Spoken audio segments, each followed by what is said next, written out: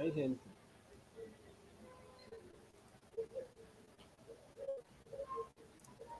All right. Welcome everyone.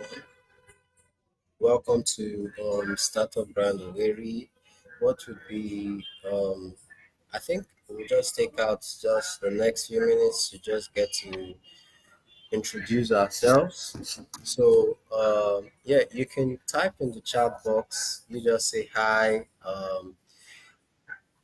where you're connecting us, where you're connecting for this fireside chat from. That would really, really go a long way. Let's just get to familiarize ourselves. And while that is on, I will just introduce myself. I'm King Henry Isley by name, and I'm the director of Startup Grind Owerri. So it's really, really, really, I'm really, really so glad to get to have you all here.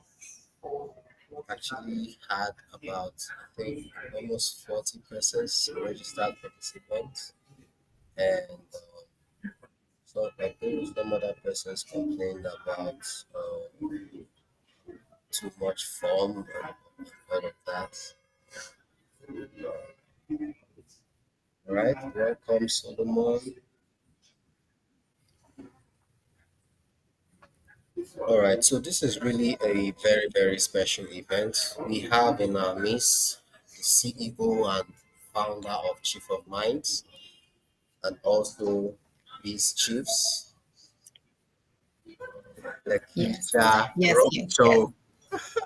I hope I got that Good right. morning. Good morning. Good morning. Good morning. Thank you so much for having me this morning. Yeah, so glad to. Just really so glad to have you. Right, and just in case you don't know, like Chief of Minds is like one of the leading human resources consultancy firm, both human resources and business consultancy. Yeah, and it was launched in 2014. Lakeisha has over 21 years of experience, and she's a strategic problem solver. So and we are going to be inspired by her, most especially she's really a go-getter, a seeker.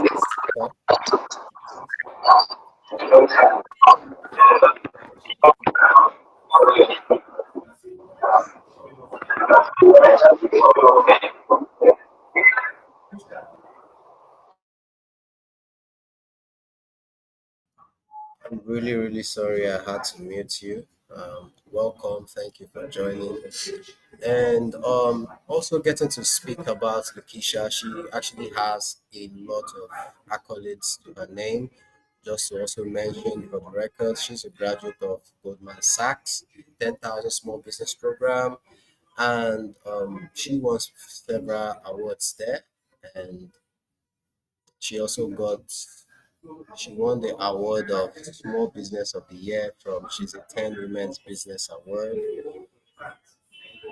And today she is going to be inspiring us on a very, very important topic, and which is how to create lasting and sustainable companies. With, here in Startup Grind, what we do is host events like this for people into startups or young entrepreneurs and founders, and there are actually peculiar challenges we all get faced with, and that is, getting to scale your companies, right? You have a product, you have um, a company or a startup, and sometimes, economic situations could just make you have to close down, or sometimes new laws by your government, and just literally lots of challenges that people are faced, and you see lots of startups, and the statistics actually shows that many startups really don't see beyond 5 years, and then there are others that don't go beyond 10 years. And with the wealth of experience from Lakeisha, we're really going to be learning how to build our own startups and see it lasting,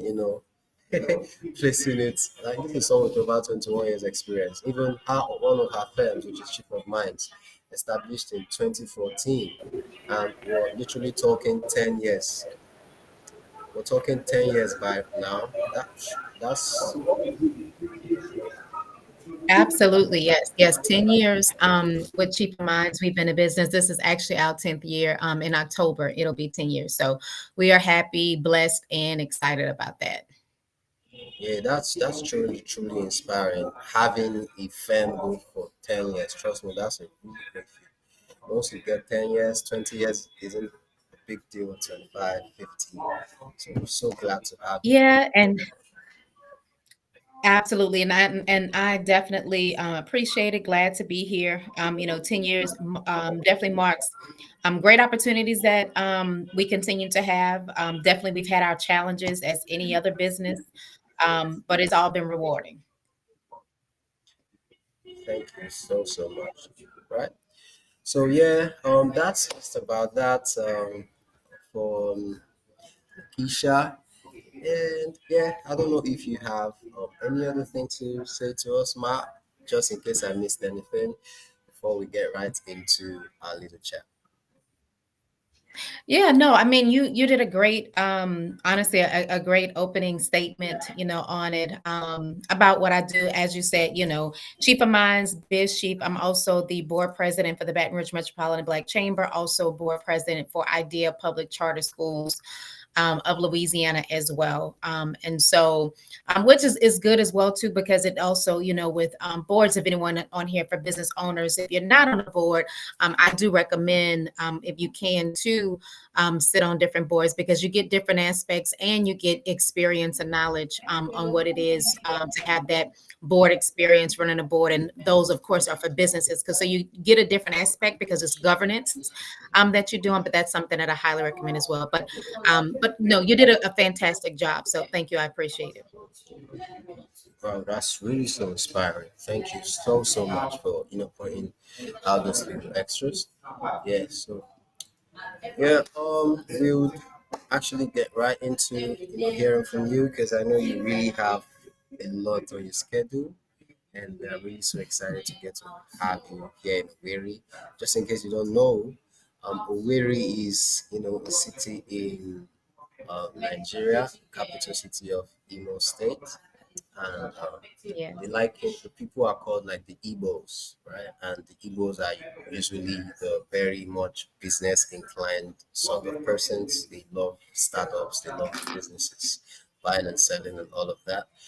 And this call is, like you've seen, is actually it's being recorded. So those that were not able to make it due to one reason or the other would actually get to continue from the YouTube channel, which it will be uploaded. Right. Thank you so much. So I think we'll just get started, most especially with Chief of Minds. Like literally, it's really exciting seeing a firm do 10 years. That's really a great feat, right? And we love you. I don't know if you could share with us your journey of how you started Chief of Minds and how you evolved it into a company, because yeah, for sure, really not all brand really has to start off like with the real intention of being a company. How were you able to take up, this idea and evolve it into being a company?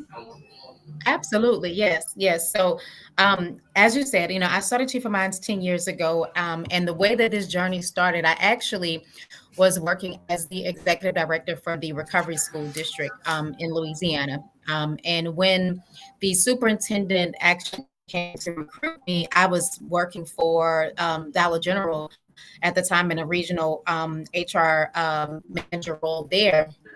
And when he came to recruit me, he said, we're working ourselves out of a job, but I want you to come in and establish our HR department. I was hired as the executive director of human resources because the Baton Rouge area did not have human resources. So it was exciting for me because it was grassroots building that HR department from the bottom. And then it also was near and dear to my heart because it was around education. And I have two boys. And so education is very important. And so with the Recovery School District, what we were doing was taking over failing schools and then finding high performing charter schools to go and operate those schools.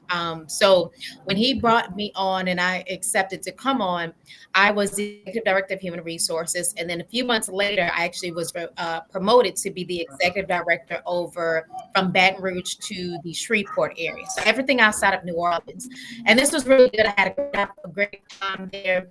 As we started to come to a close, as we had successfully actually charted off all of the schools, then the I knew that this was coming to close. I had to lay off half of my staff and I had to lay off the other half very soon. And some of the charter schools that we were recruiting, they came to me and they asked me, we would like for you to come school for us because they were new to the area. They needed someone to either run the school or handle their human resources.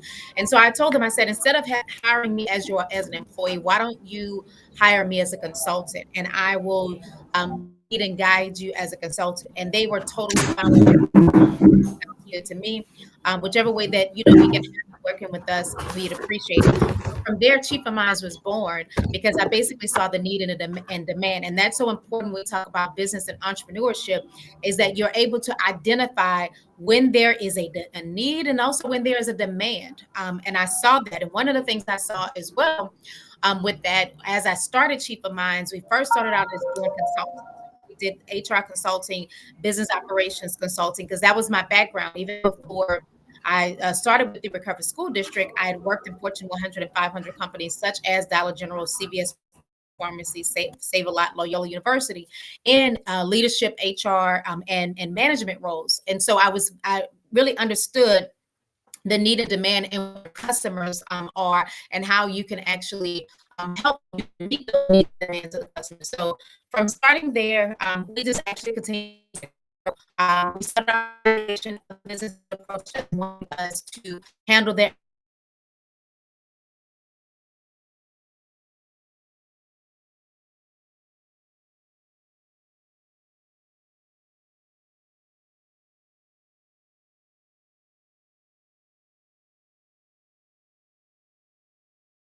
business over these past 10 years through this growth, but we've been very blessed, to sustain all of them, to ride the waves of that. And from there, actually, Chief of Minds was born, and then two other companies, Chief of Minds Staffing and Chief of Minds Insurance, was born. So we actually have three companies. As Chief of Minds Staffing handles temporary and direct recruitment, and then Chief of Minds Insurance, we are an insurance agency where we provide benefits. So your health, medical, dental, long term, all of those benefits. And so here we are today, 10 years later. Wow, wow. I was really expecting some, clapping emojis. That was really, really detailed. I really love how, you stuck, um, the flow was just there. That's really a beautiful, beautiful story. And yeah, Thank you. I really Thank do you. appreciate that. Yeah, thank you so much. And, you know how you just actually presented this really made it look so easy. How based off experiences and things you do, you just made a company out of it. And surely we all are aware that it's may not really sound seem as easy as it may sound. So we'd love you to share with us, briefly, some of the biggest challenges you faced while building Chief of Minds, and how you were able to make it. Absolutely. So, One thing, and I tell a lot of my, I'm glad you asked that question. A lot of my clients is, when you talk about some of the biggest challenges that we had, especially early on, was I was trying to be everything to everybody. And that does not work. Now there's a lot of focus on, what is your niche? What is your industry? But anytime someone approached me, whether it was human resources, business operations, bookkeeping, I was like, okay, yes, I can do that. I can fulfill that versus focusing on that one thing that's going to generate the revenue and generate the traction and the profit that I needed inside of my business. And so some of the challenges was trying to be everything to everybody. Although I know that I could do it, I had the background, I had the experience, but is this really what I should be doing? Is this going to drive, is this going to grow the company to where I want it to be? And is it going to produce the type of profit that I needed to do? And so early on, those were definitely some of the challenges of trying to be that. Early on, actually, I offered human resources and bookkeeping services because it's something that, oh yeah, I can definitely do this, let me offer that. And what it did was, honestly, it slowed me down because it was not something I was passionate about. It's not something that I really like to do, enjoy doing. And it really wasn't the vision that I put in place for my business. So trying to do that just because you want the funds coming in early on, you want that revenue, but it actually slowed me down. So one, I would say to any entrepreneur that's starting out, business owner, is to really focus on the one thing that that you have tested it and that it's going to work. Focus on that and put all of your might and strength into that particular thing. Now, that's not to say that you can offer other products and services, as you should, and collaborate, but don't do everything. Focus on it.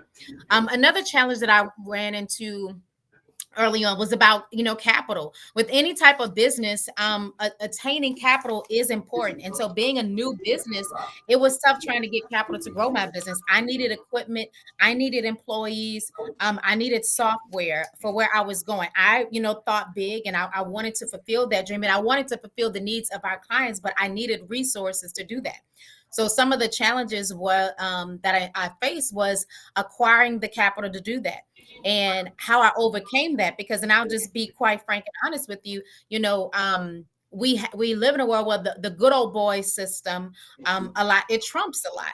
And so people that look like me often did not get the capital that they wanted initially. I was with a bank, and I had been with that bank for 2 years. I went to them for a line of a credit, and they turned me down. And it was nothing with my credit. The credit was good. And so what I did was I started to network. I started to go to business associations, business forums where I heard people speak. I met with bankers. A lot of these networking events that were given, there were bankers there. And so I started developing relationships with them. And what I found is that the local banks were more keen to having a relationship with me. And my first line of credit that I got was with a local bank. I didn't even have a bank account with them, and they approved me for a capital, for a line of credit. And so you want to, when you can, you want to get that. Some people will tell you, don't get into debt early on. No, don't get into debt, but you want it before you need it. When it comes to capital, you definitely want to have it where it's there before you have the need and scramble to try to find it. So that's one of the challenges that we have. And I would say the other thing early on would be systems, not having systems in place. It is so important to have systems in place, because when you have systems in place, you can replicate tasks, you can replicate projects that you need very easily, instead of reinventing the wheel every time. And so I did not do that early on, and invest in systems. And so it was a lesson learned, but that's some of the challenges. I see someone, Success Cyril, says that he can't hear us. He said, I can't hear you guys. So I don't know if that's something on our end, if everybody else can hear us. I can hear you clear. I guess it's my network. Success, just kindly like reload your page or something. You should be back on. Okay, all right. Solomon says that he can hear us. Perfect. Perfect. But yeah, so those are some of the, I would say, the biggest challenges, and then how I overcame them. Wow, really, Thanks, Greg. really, really interesting. Thank you so much. One key thing, I know you mentioned this, which is actually peculiar to many persons, most especially here in Africa, is wanting to do so many things at the same time. Because I would take myself for instance, right? I started off as like a full stack developer, And then before you know it, I went into software engineering. They're in the same line. And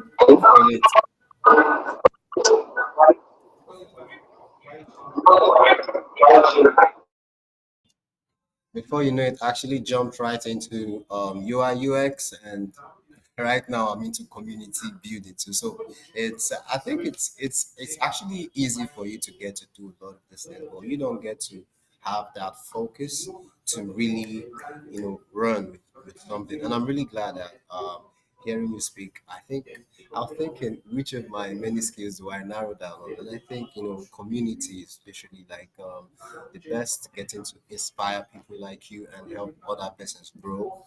That's something that no one Yeah. should want to leave for any other thing. I was also about asking you, about the effective strategies that you implemented in your employee engagement, right? And you actually started mentioning something, one very beautiful strategy when you were speaking about, how you had friends in the banks and you not even having accounts at the time. That's really one Hmm. beautiful strategy. I don't know if you could expound on that a little bit, and also Absolutely. get to shed more light, most especially in the employee management scenario. Yeah. Yeah, definitely. So some of the effective strategies for employee engagement that we use, and I tell people this all the time, is one, especially after COVID. COVID introduced a new world of what engagement looks like for employees, what they value, things like that. And so flexibility is one. A lot of employees are working remote now, and having a hybrid or some type of schedule or some type of flexibility when the need is there is not to say that you have to offer it all the time, because certain industries cannot be flexible. Oftentimes when you are work from home remote, oftentimes like you look at industries like transportation, they are boots on the ground trying to work remote. No, they need people in seats, to be able to do that job. So that's totally different. You look at in the medical field, and hospitals. Yes, there's some things that can be remote, but a lot of things, like of course like surgical things like that, you have to be inside of that facility for that, so you can't have remote. So that's when you have strategies like flexibility that come in place, where you can be flexible with your employees. So having understanding and working it out. Say for example, when some of your employees need to take off, or if they have kids and kids have certain needs. So setting up things like that. So for us, I can say what I do offer is an unlimited PTO policy. And I know when I say that, a lot of times, a lot of people are like, oh, there is no way that I would offer something like that, because employees would use most of it, but they honestly don't. They appreciate it, they value it, and they don't abuse it, because they know that if it is abused, then it can be taken away. That this policy, it exists today. However, if you don't use it the correct way, then it will be taken away. So, but oftentimes they appreciate that. I can say, definitely for my team, they definitely appreciate having an unlimited PTO policy, where they're coming in and it's not 1 week of vacation, with 2 years, 2 weeks of vacation. It's the flexibility that they appreciate. And then also retreats. We do retreats. We do annual retreats where employees get to relax. We have different places that we visit. We spend time together. Yes, we get some work done. A lot of that is a part of, maybe we're doing some planning and things like that. But we also take time for ourselves, time to relax, some self-care, things like that. That is always a part of the retreat, to really spend time to get to know each other, and appreciate one another. So those are some, I would say, definitely some effective strategies that employees really need to look at when we look at employee retention. And like I said, again, it depends on the industry. Truly, truly, really, really inspiring. Because I didn't know, but I really do feel like you really do have one very fantastic way of your employee management. Because when it even comes to your VAs, I was like, I was when I was trying to get to you, I actually had to pass through about, like, is it 5 6 VAs? I'm like, wow, I think this is like some president. It was really an exciting experience. Yeah. That was actually my public relations team, PR team. Yeah, yeah, like Yeah. really so excited to work with you, and yeah, so thank you so much. And I would also Thank going into the next question. I want you to help us define that term, like a sustainable company, and Mhm. advise on steps entrepreneurs can take to have their business last, as long as yours and even way beyond. Yeah, yeah. So, having a sustainable company, what does that mean? It really is, earning, having enough revenue to remain financially viable in the long term. When we look at sustainability, but it's not just about revenue. It also expands into retaining, your team, your employees, being fair with them. So that way, employees stay, and then you have an engaged workforce that also matches the culture that you have inside of your company. And then this, also aligns with the values, the mission and the vision and the values that you have inside of the organization. And it also ties to that social responsibility, and then also being conscious of your how you engage with the community, the environment. So all of that, when we talk about sustainability inside of a business, it's really like a three-prong effect. We're looking at our community, our environment, we're looking at our employees, we're looking at, financially, how can we sustain? And so it's a whole a whole piece of it, if you would, not one thing that we just target and focus on. Because if we just focus on the finances, like we're just driving revenue for the growth of the organization, and then we're not really looking at how we treat people, how this impacts our culture, then it impacts the people. And so will we have the people? Because we can't do this alone. If you have a business, you definitely have to have other people if you want to grow. Let me say this: if you want to grow. If you don't, if you want to be a solopreneur, hey, that's fine. But in order to grow and expand, you're going to need to collaborate. You're going to have those employees, a team. And so it has to deal with that. And also, that responsibility of with the community, with the environment as well. How are we affecting that? How are we impacting that? Because that needs to be long term as well. Because our environment, our community, it still aligns with the work that we do. And so it's a three-prong effect for that. Agree, Amen. agree, agree, agree, agree, agree, agree.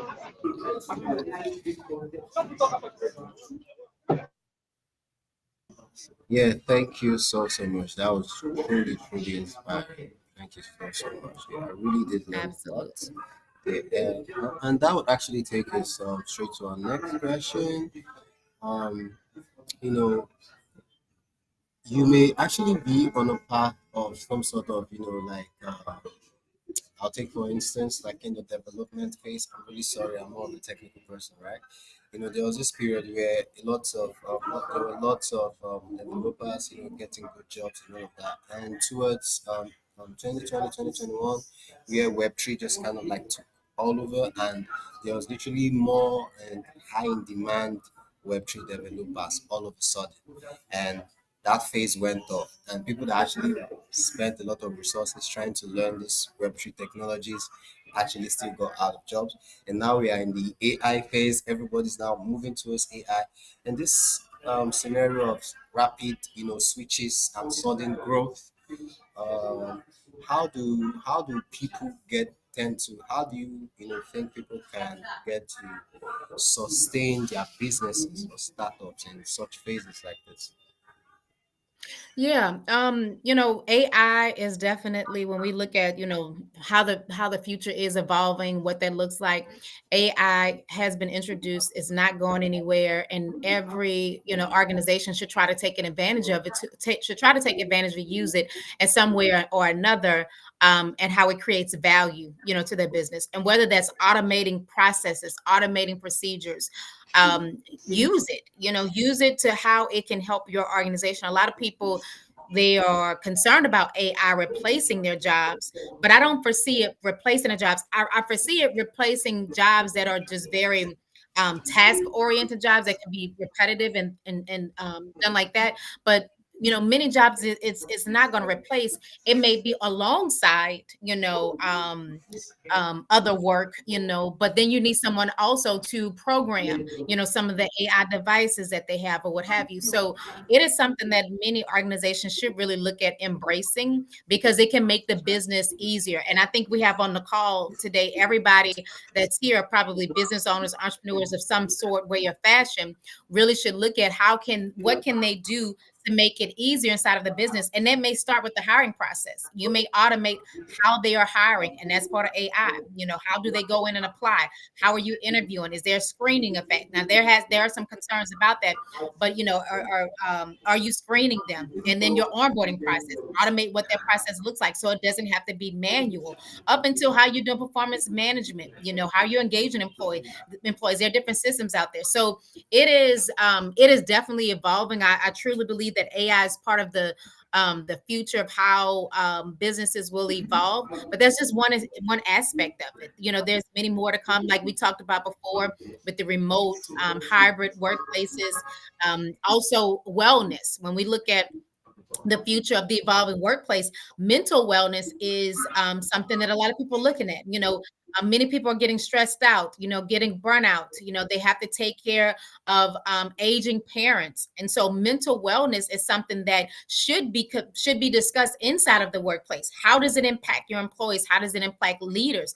Because for the longest time, the conversation was around the employees, when also, which that is great, but we got to have that conversation for the leaders, the business owners as well, because the mental wellness impacts the business owner, also the entrepreneur, because we are trying to manage, so many things, and at one time, not trying to let a ball drop. So we have to make sure that mental wellness is a top priority for business owners as well. But that's how the future of work is evolving. Just a short snippet of it, where these were not topics that we were talking about, just a couple of years ago. Yeah, yeah, thank you so much. I think you're actually absolutely correct. Yeah, that's everything you said is very true. Yeah, thank you so much. But I wanted you to also go towards the direction of, I was trying to cite an instance of, there comes like sudden trends that wants to, get to shift you out of business or try to destabilize your business a little while, like an inevitable competitor, just something that most times they don't really tend to last, right? They don't really tend to last. They just, all right. Well, I don't know if you've actually been faced with situation like that, Mhm. where So sometimes it seems you just have to kind of like do something new to get people's attention back into your business and stuff like that. So yeah. yeah, definitely. And sometimes, it depends on what your business model is. It may, you should really look at the business model. Is it a time to enhance what that business model looks like? Do we need to, the word during COVID, a lot of people use was pivot. Do we need to pivot to something else, where you had brick and mortar stores that were looking at online, and they never did online. So when you say the trends, that have happened, sometimes the trends you do have to adjust to, just depending on the environment, or the state of the economy, to be able to adapt to survive. You're in survival mode at that point. So I think, trends are just exactly what you just called it. They're trends, but we have to be careful with them. But we also, I don't think that we should always just shy away from them and say, oh, that's a trend, it'll go away. Yes, but is it a viable trend for my industry, quote unquote? And is it truly a trend? Is this something that I should really look at?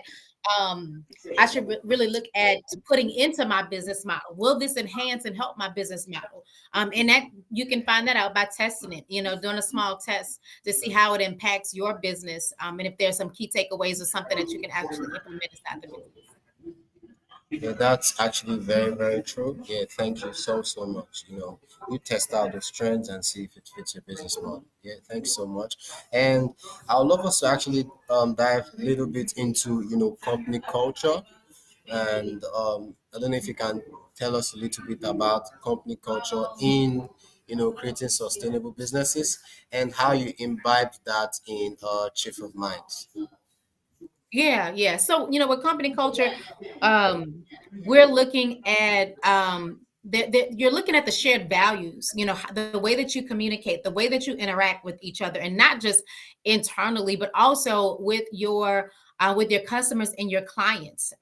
It's the way that the vision, that you meet the vision and how things align inside of your business. When we talk about company culture, it is your work environment. And so company culture is very important that you establish that early on. What do you want company culture to look like? How does the organization think? What do we say? Why do we do the type of work that we do? And so a lot of times, of course, when you bring on employees, they look at company culture because they have to make a decision of whether or not that's the company culture that aligns with them, and then vice versa, because a company needs to look at that as well too. Are you the right fit for the company? And sometimes it's not anything bad. It's just that the values may not align, the communication process or the process may not align. So that's important. When I look at Chief of Minds and we talk about company culture, we're very open, we're transparent. Inside our office, we're very laid back the way we communicate. We use Teams, but at any given moment, you can go to another person's office, sit down and talk. Let's brainstorm. Let's talk through this. It's a very casual laid back. But we do know that when we do communicate and the product that we deliver is professional. That's one of our values, professional integrity, to have fun as well. We have fun while we do it. But we know that the products and the services that we deliver has to be professional. But we have a good time while we're getting to the phase of delivery. So you're setting the tone when you really look at company culture. That's very important. A lot of times people really don't value or understand just how important company culture is, but it really is important as you grow your company, because you have to identify what you want to be known as. How do you want the company to feel when people come and talk to you, sit with your team, visit the office or online? It should speak to that. Yeah, that's absolutely correct. Thank you so much. Thank you so much. And I think we actually get into like the most important like question here that we have, and it's what advice would you give to new entrepreneurs who are looking to build businesses that would stand the test of time, just like Chief of Minds over 10 years? What advice would you give to we young entrepreneurs? So my advice would be, one, test your idea. The business that you're building, service that you have customers and clients that want what you have. Just saying that I want to start a business. Oh, this is a great thing. What may be great to you may not be great to many people. Then it basically turns into a passion project, or a hobby at that point, because you are in business to make a profit. If you're not in business to make a profit, then it's just a hobby. Let's just be very clear here and separate what it is and what it's not. Business is to make a profit. So you need to test it to make sure, hey, this is a service I'm thinking about offering. What do you think about it? Go ahead and do a little mini version to build out how you're going to deliver it. What is the value that you're giving customers or clients by doing business with you? Test it out to make sure that there's an audience, for that. So one, test it out. Second, put systems in place. Like I said, make sure that you have that in place so you do not have to reinvent the wheel each and every time. It's important because you waste time, you waste money constantly having to do that. So as you do this, document these systems and processes as well. So as you bring on new employees, guess what? You have a document. They're asking, oh, I need to do this. How do I do that? Guess what? I have a process in place, and that process is called Standard Operating Procedure, SOP. This is our SOP on how we do that. Have it laid out because you make it easier on yourself and you make it easier on them. It also minimizes some of the training time. And that's not to take away anything from training, because you still need to do it, but it minimizes the time because you have something that they can go directly and look at. But that's something else I would say with new business owners, to do that and take time to hire your employees. It's not just you. You're going to hire other people. So make sure that you really vet, if you would, the employees that you bring on, because they can help grow your company, or they can help bring it down by what they're bringing to the table as far as their performance, their behavior, and then the work product or service delivery that they give. So take time to invest in your employees, engage in your employees, vet the employees that you're bringing on, because that's so important. That it's an extension of the company. Thank you so much. That's absolutely true. Absolutely. Yeah, No thank you problem. so Thank you. much. I was actually also about Please, we are still asking. here. I'd actually almost also about asking about how you see the future of work evolving, but I think you've actually even stated that early before now. Now we're getting into hybrid model and both fully remote roles being put out there. And yeah, I think we'll just go right into the next question, which is what role do you think technology plays in sustaining and scaling businesses? I know you've actually made mention of this, but I would love you to, shed more light on it, and also maybe giving instances of how Chief of Minds leveraged, technology to achieve, great hits. Yeah, technology is playing a major role. When we talk about the future and the sustainability of business, if you don't have technology in place, you're slowing down the process yourself, and um, you're not taking advantage of how you can really automate things. You can save money inside of your business, and then how you can produce top tier, services to your clients if you're not, taking advantage of technology. Technology is here to stay. So I would definitely say understand what technology is needed for your business. You don't have to go out and get everything. I will say, and I'm a tech. I love tech. I love apps. I'm always looking at, oh, this new app that I want to try out. And a lot of times, honestly, I'll try them out before I tell my team about it, because I don't want to give them all of these different technologies and they're like, oh, okay, we're doing this, we're doing that, we're doing this.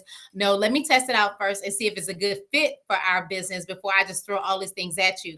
But I love tech. I have so many apps and things like that that I have not even introduced to my team, because I don't want to overwhelm them. And I need these apps to play nice together. I need them to integrate, with each other. So when we talk about Zapier and all of that, for them to be able to do that, or if they have what you call it, an API, so that way they can integrate easily together. So it's a huge, honestly, technology has made business for us very, very easy. It's made it smooth. It helps each and every day. The way that we have embraced technology, like I said, we use from Microsoft Teams. We use Monday. Monday is a project management system that we use. My team absolutely loves it. Honestly, they use it more than I do. Because sometimes I will forget, oh, like I need to go and look at this in Monday or what have you. So they absolutely love it. We've used other project management systems in class, but that's one that we definitely use. But we use technology on a regular. Even as I talked before about AI, a lot of our like our applicant tracking systems, onboarding systems that we use, it has AI is getting embedded. Honestly, almost into anything. Even when you look on social media now, when we talk about AI, and I'm speaking about technology, because we use AI inside of Chief of Minds. But even if you go and post on social media, oftentimes it will ask you, do you want to use AI to post this? To how do you want to word it? What tone do you want it to be in? Do you want professional? Do you want fun? Do you want laid back? And it'll produce what you are trying to say. So businesses should definitely embrace it, and take advantage of it for your business. But I would say also, you got to be careful with AI, because it's not something that you can just go and it's not cookie cutter. I'm gonna take this and I'm just gonna, put it in my business. It has to be the right fit, and you just make it. You change it so that way, and mold it so that way it works for you. You may take, a few, 3 or 4, 5, 6 sentences that they give you to create whatever you are using. It may just kind of be something to ignite, the thought process that you have. But again, technology, you need it. And I know some people don't like to hear that, because they're saying we rely on technology too much. But it is important. It is important, and it can make it easier at the end of the day. And you have to understand, what are your business operations, understand your business model, understand your customers, and that way you can really fully understand how technology is valuable to you and how you can make it valuable to your client or your customer.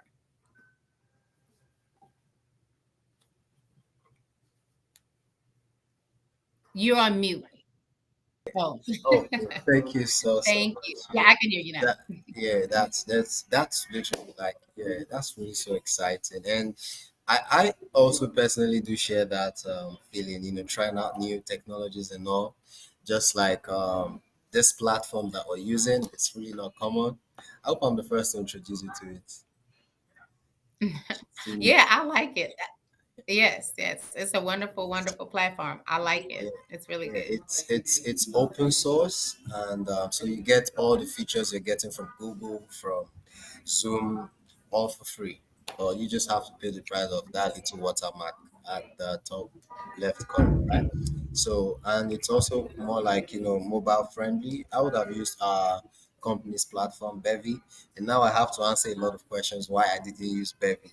Well, I just wanted to try out this platform, and I really think it's really, really cool. And yeah, that's so beautiful. And Yeah, that's it is. that's going to lead us to our very last question. And yeah, it's what is your vision for the future of Chief of Minds, and what legacy do you hope to leave in the business world? Yeah, so the future chief of minds is um we're moving. We are an we do HR consulting, but we are moving more into organizational development, impacting the organization as a whole. Last year we stopped offering payroll management services. We have our clients that are grandfathered in, but we no longer offer to any new clients payroll management because we really focused on positively impacting organizations, improving productivity, profitability, and performance. That is what we are. And so, being an organizational development firm, we're looking at how we impact performance for employees of an organization and also the performance of the organization as a whole. And again, like I said, with the profitability and productivity as well. And so we're continuing to do that. We're continuing to do that so that way we can have the lasting impact that we want. We took out some of that payroll because although we have great relationships, but it was more transactional. And we are really, strategically focused on what we do and how we serve our clients and them getting the best value out of the services that we provide. So that is important for us. And then on the other half of, the business legacy that I want to leave is, one, what legacy do I want to leave for the business world? Is the honestly the positive impact we made. We were not Chief of Minds is not. I want it when it's all said and done. I want people to say the Chief of Minds. They were not just a client. They were a partner. We were. It was a relationship that we had, and we positively affected their organization. They had an increase on those three P's that I just talked about, and they saw the change that we made. It was a true partnership, not just a number, not just an account number that we had with them. And so that's what I would like Chief of Mind's legacy to be as it unfolds to my kids, because this is part of my legacy, which I one day will hand down to my two boys. And it'll be their legacy to continue on and continue to service our clients greatly. Thank you, thank you, thank you. Interesting, interesting. And trust me, those boys are going to carry it and run with it, honestly. So, yeah, Yes, yes, absolutely, absolutely. Thank you so much, for having me. I truly appreciate it. I saw a couple of people have questions for yeah. us. So, actually, that's actually like the next phase. So, guys, if you have questions for Lakeisha, please drop it in the chat box. And if you're not able to type, and if you're in a serene environment, you can just raise your hand and you'll be able to speak. While the others, you can just type it in the chat box while I translate that to Lakeisha. So, in just 3 minutes, we'll be receiving your questions. Okay. Just want to make sure um I don't miss any, but yes. Yeah, and also why we actually wait for their questions, I while I was, going through your EPK portfolio, I was like, I actually see a lot of persons, undergo the Goldman Sachs school, lots of beautiful programs, and all of these are more like easily accessible most times in Asia, Europe, and America. And I was wondering, is there like possibility of getting on board in some of these projects or most of these programs from Africa here? Is there like a remote pattern, or is there like an affiliated office somewhere in Nigeria? around here? That's a good question. So you're asking, is there a Goldman Sachs program or partnership in Africa? Is that the question? Yes, affirmative. Yes, that's correct. Yeah, so that I don't know, but I think that's a wonderful question, and I really would love to talk with leadership, with Goldman Sachs to ask them if that's something that they provide right now. Because I truly don't know. I graduated from the Goldman Sachs program in 2016, but I still participate. They have a strong alumni network in which we still get together. We have meetings and things like that. So it is something that I will ask them about. And hey, if it's not something they have, it may be something that they may be willing to do. So that's a wonderful question. I will reach out and ask about that. That would really, I'll be looking forward to that response. Yeah, thank you so much. And I do hope you do remember and have the time to possibly communicate back through your through your PR team. I will. I will. I'll definitely do that because I All I think that's like I said, a really really good question. So yes, I will be right. doing that for sure. All right, thank you so much. So we have a question on the chat box. I'll just read it out. And don't forget, guys, if you do have a question for Lakeisha, just raise up your hand and I would point you out. So before that, I'll be asking Noble's question from the chat. Noble says, what advice do you give on handling a situation where a co-founder in a startup at its early stage, the ideation stage, is making things difficult, not putting in their best into the projects? And he says they're actually building their MVP currently. That's a great question, Noble. If they're making a difficult co-founder at its early age, it's I would have a conversation with them on what how identify how they are making it difficult, what they are doing. I know you said they're not putting their best into the project, and so that's a huge concern, especially in the startup. If right now developing your MVP, I would have huge concerns about that. Is this someone that I really want to go into business with? Because if they're not putting their best foot forward right now at this early stage, once it kicks off and the growth starts to happen, normally, from what my experience, what I've seen, it doesn't get any better. They're going to continue to lack and not put their best foot forward, and then it's going to cause synergy issues and issues down the line, and you want to nip that in the bud as soon as possible. They may not be a good fit because you want someone that you're going to go into business with that has the same passion that you do. They may not have the same skill set, and that's okay because oftentimes, you balancing each other is best anyway. What your strengths may not be your strengths, what your weaknesses may actually be their strengths, and that's okay.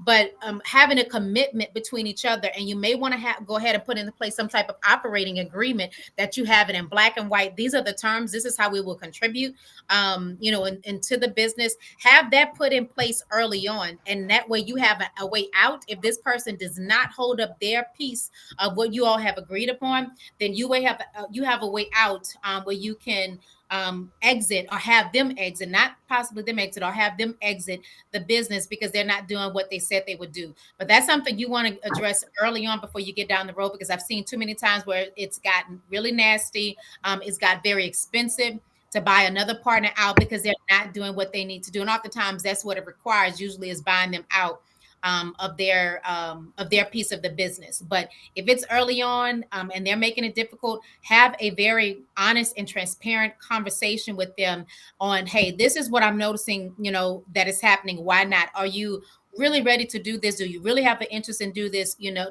Are you committed to completing this particular project that we're doing, so that way we can continue on in the business? And if honestly, if you're not getting that, I would say go ahead and have an exit plan to exit them from the business, and you continue on to do your business.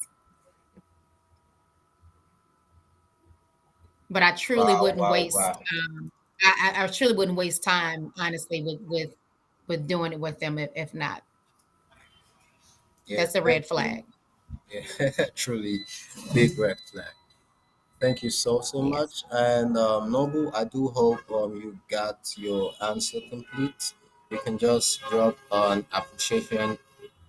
You can just say thank you in the chat so she show you have your clear response. All right. So You're absolutely welcome, Noble. You are welcome. So since there's no hands up, I believe there's no further question. So thank you so much, Lakeisha. It was really inspiring getting to speak with you. It's like it was like a dream come true, receiving your consent for this, and You are welcome.